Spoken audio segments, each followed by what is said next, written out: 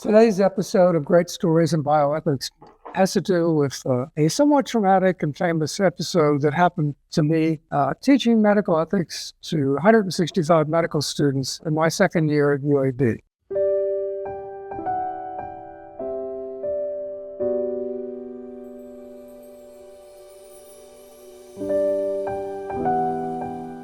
So to begin, I was thrown into a required course for 165 medical students that was taught in a building called Volker Hall. Here's a picture of it from the outside, and here's where it is on campus. Its lecture rooms were huge. They held like 165, even 200 students. And Dean Pittman had basically hired me to teach medical ethics, and he had required students to take it. My parents were thrilled that I had a tenure-track job. My father, who had spent a year in medical school, was even more astonished that I was teaching medical students. But in 1977, the field was very, very young, and I cobbled together some articles from different magazines, and I did some traditional stuff about deontology versus utilitarianism. I wasn't very good, and a lot of people weren't very good. I had my hair was long. It was after, a couple of years after Kent State. I made a mistake. I said, call me Greg and not Dr. Pence, the way most PhDs are called in the South. I'm not sure anybody was very good back then, but anyway. What happened was that I got caught in something a little bit bigger than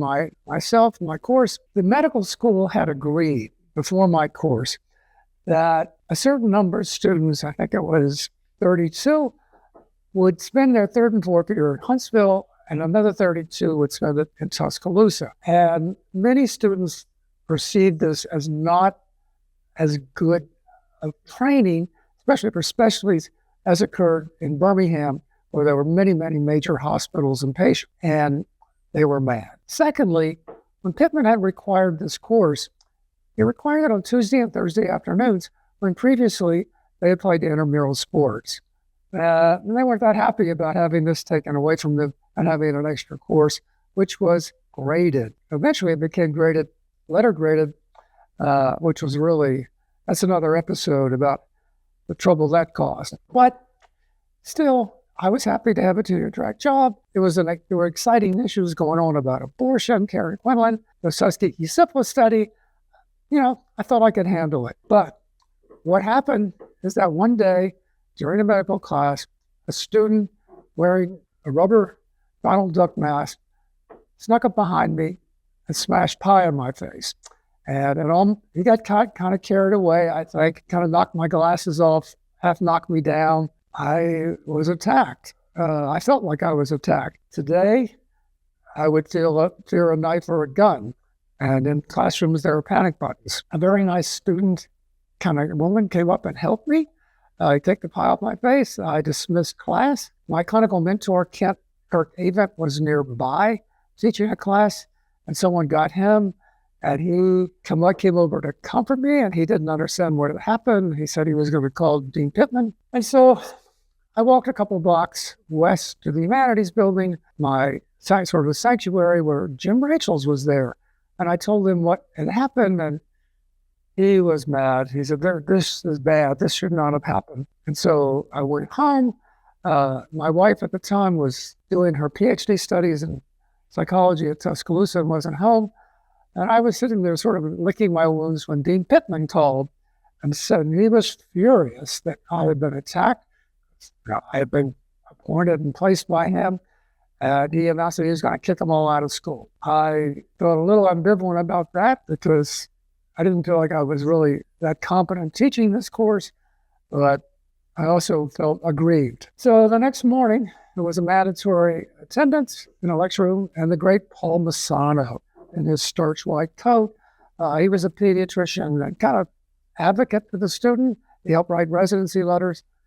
He went in and said, whoever was responsible for this better be in my office in 5 minutes, or you have no chance of staying in medical school.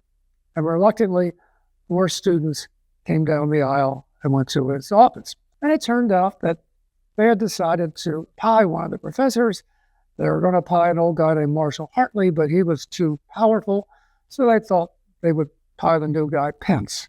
They had chosen who would do it by straws. Well, Palmisano eventually got the student to come over and apologize to me.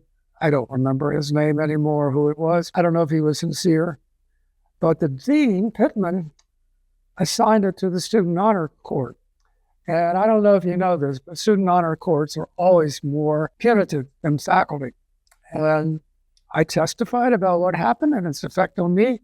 And the honor court assigned them to work with poor people down in the projects in downtown Birmingham for the summer to, quote, grow their maturity. Afterwards, I mean, it did shake me, this incident. And for years afterwards, I hadn't gotten tenure. I didn't get tenure until 1981, 82. I was trying to quit smoking. I would sneak a cigarette before I went into class. It was a fairly famous event in Birmingham. One of the titans of industry, Hal Thompson of Thompson Tractor, told Pittman at the Mountain Brook Country Club that Pitts deserved to be pied because he didn't control his class.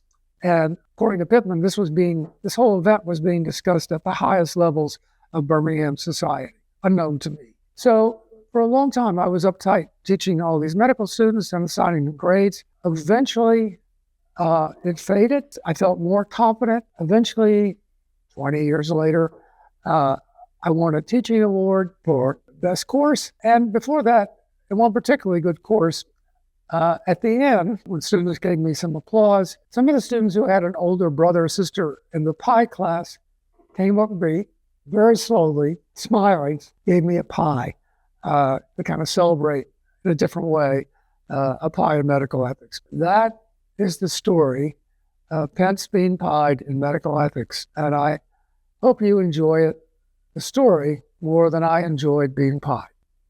See you next Tuesday.